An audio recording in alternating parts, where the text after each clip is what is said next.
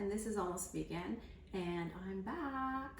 I had a kitchen renovation. It took a really long time, and it's about 80% there, but here we go. So today I'm going to talk to you about my 5 favorite cookbooks, and it's Thanksgiving time, so I'm going to tell you what I'm making from each cookbook. So you've probably heard me refer to these cookbooks if you've watched some of my other episodes, because I really, really like them and I cook often for them. So the first thing we're going to start off with is this one right here. I love this cookbook. It is Half-Baked Harvest, super simple, and the author is Pecan Gerard, and she lives in Colorado, I believe. She has some really cool pictures of her farmhouse there.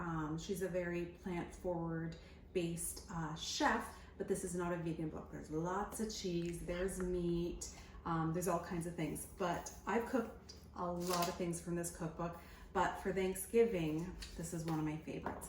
This is her no-knead bread, it's called, and you put a can of beer in there, and it's really, really simple, and it's really, really delicious.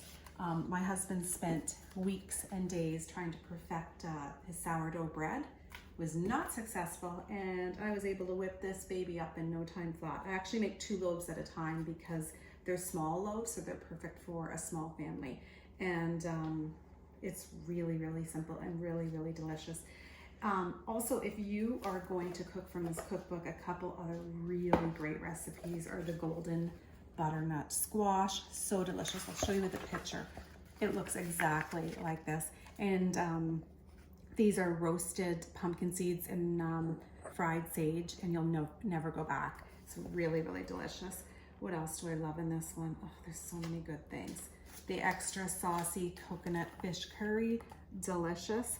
Love that, so good. And this one, it looks really fancy. It is the sesame crusted salmon. Looks really fancy, but it's not. It's super easy and super delicious. So highly recommend this book.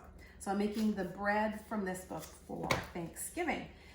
Then Lovin lemons every day. This is a plant-forward recipe chef too. Not sure if she's vegan or not, but she is vegetarian. So anyways, this is a wonderful cookbook. Made a lot of recipes from this too. This recipe, the pear salad with balsamic and walnuts, is from her other cookbook. But so this is a salad I'm going to make for Thanksgiving. Part 2 of this video will show you what these dishes look like, but I have to cook them. Thanksgiving is tomorrow for our family. If you want something really, really great from this cookbook, the big red lentil falafel, amazing, so easy to make, really, really filling and delicious. And the other thing that I really like is the broccoli rice black bean burritos. Really, really delicious and filling. You don't need meat when you serve these meals. Okay, you're not going to be surprised, but I have my Oshi Glows, both of them, and another Oshi Glows comes out in November. I pre-ordered it, super excited for it. Sometimes I message these authors on Instagram and they write me back. I'm a fangirl. So from this one, I am going to make the Brussels sprouts. So roasted Brussels sprouts and coconut bacon. It's delicious. You won't miss the bacon. I find Brussels sprouts is one of those vegetables that even non-veggie eaters like, because they're roasted and they're caramelized and they taste really sweet. A lot of people put bacon in this, but we're having a huge turkey, so we don't need more meat. I've made these. They're easy. They're delicious. I could go on and on and on about the recipes that I make from this book that I really, really love. Oh gosh, I don't even know how to narrow it down. So I make this one a lot. The Protein Power Rainbow Quinoa Salad. I actually like to make this on the weekends. We'd go skiing and we would pack this because it's full of protein, super filling, and it carries really well. You don't need a thermos or anything like that. The other thing that's really delicious from this is the big tabbouleh bowl. Looks super fancy and colorful, but so easy to make and so delicious. So I highly recommend those 2. The other vegetable that I'm going to make, I love making this one. I make it for Easter, I make it for Christmas, is the roasted rainbow carrots with cumin, coriander, tahini sauce. Looks fancy, looks really colorful and bright and pretty on your table. Again, really easy to make, and all those spices really kick it up a notch. It has a very Middle Eastern flavor, and I love using the rainbow carrots at this time of year. This cookbook, again, people always ask me, which one is your favorite? Oh, She Glows. This is the first one. I can't pick. They're both so amazing. I always tell people to start with this recipe right here, the soul-soothing African peanut stew. Delicious, easy, and I find it gets people hooked on this cookbook. So that I always recommend to start with first.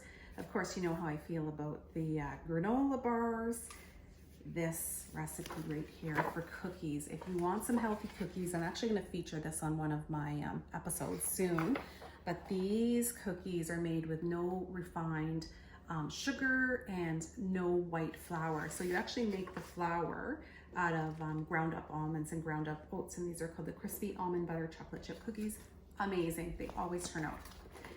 And the other favorite cookbook that I have is Fraiche Foods Full Hearts by Jillian Harris, Tori Wesser, Canadian again.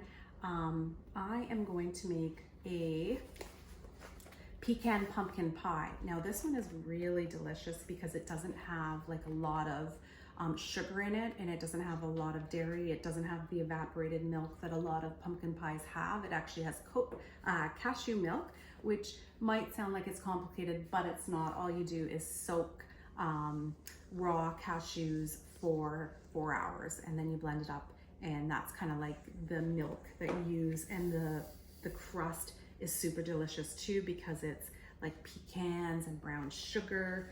Really, really yummy. I can't wait to have this tomorrow. We'll have it with a little bit of coconut whipped cream.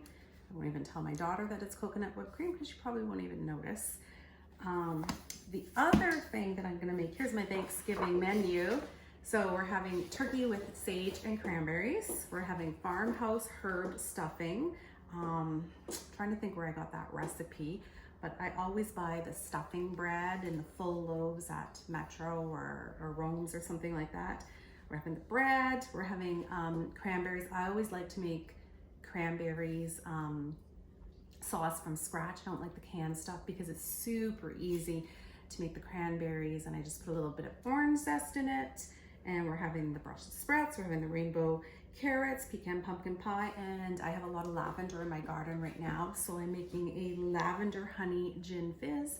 And I always like to have my Canadian wine, so we're having this wine from Toss Winery in Niagara Falls. It's a Cab Franc 2017.